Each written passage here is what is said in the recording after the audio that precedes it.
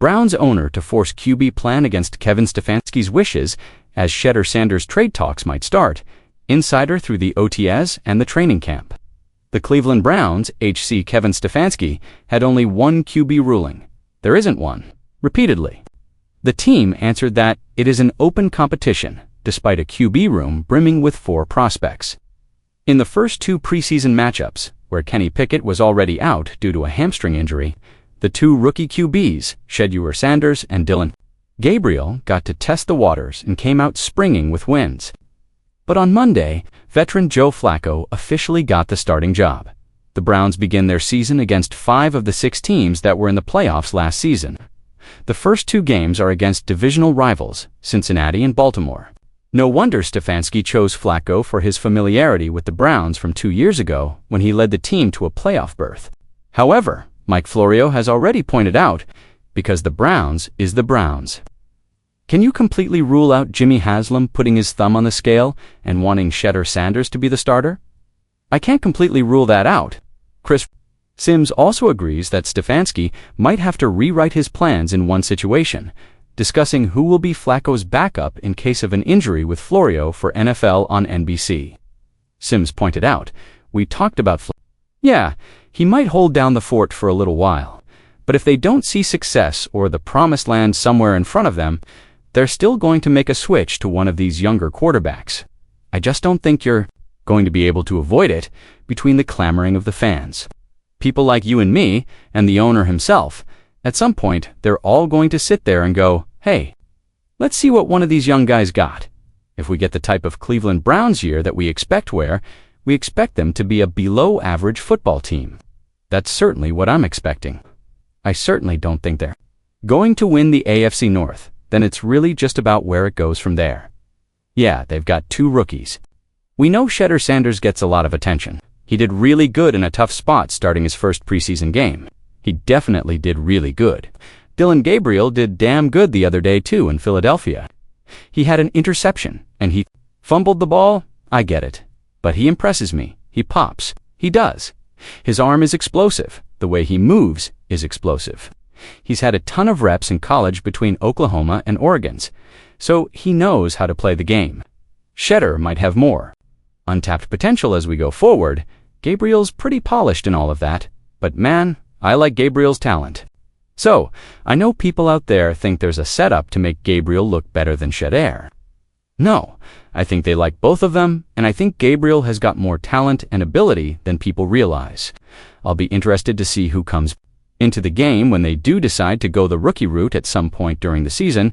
With the patience running thin, Haslam wants solid answers, and the fans want gameplay. Stefanski, caught in the middle, needs to balance it all with a good presentation to start the season in a rather tough initial schedule. Pickett is getting into the flow, but still holds the possibility of going back on the injury list. Then, it's just Sanders and Gabriel. While Gabriel was always the 3rd QB in the depth chart, he is also still nursing his hamstring despite playing in the 2nd preseason game for a 2-2-1-3 Browns win over the Eagles.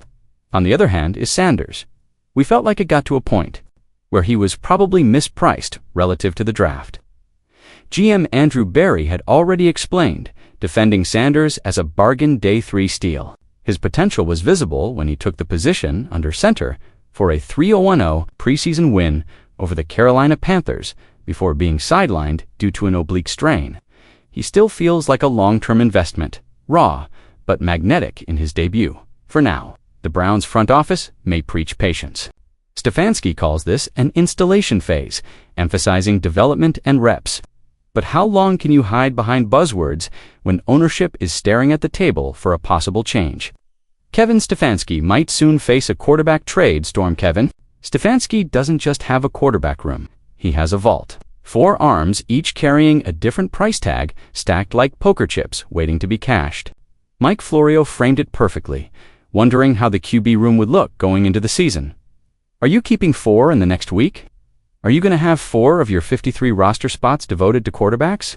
Is it going to be 4 at first, or you're going to try and trade somebody afterwards? It's not a crazy thought. I'm not saying the Browns should or would do this. All I'm saying is, when you've got that many quarterbacks and you're trying to figure out what to do with all of them, and you view your quarterbacks as assets, What if there's a team out there that was that close to picking Shedeur Sanders in round 2 or 3 and decided, well, we don't know how seriously he's going to take football.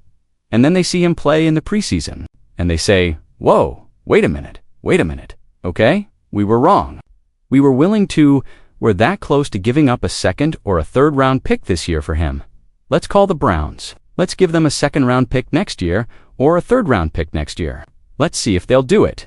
If they view these quarterbacks as assets, it's a buy low, sell high. We get him for 144 this year. We flip him for a top 60 pick next year. I don't know that they would do it. All I'm saying is, it's not crazy. All factors are at play here. Shedeur's debut wasn't just a stat line, it was a stock spike, making the preseason matchup 2nd most viewed preseason clash since 2015. 2.25 million people tuned in. There, Deion's son carved Carolina for 14 of 23 passes for 138 yards and 2 touchdowns, and a passer rating north of 113. Those numbers matter. They don't just sit on a box score. They spill into trade calls. But here's where the heart collides with the ledger. Sanders is grinding like a future starter.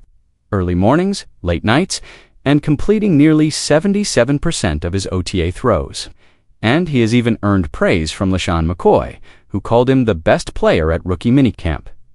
He's a 5th pick fighting like a 1st, a rookie playing like he belongs in prime time. And yet, Kevin Stefanski already admitted, we have 4 guys.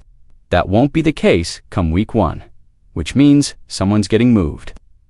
The Browns will soon have to decide. The clock's ticking.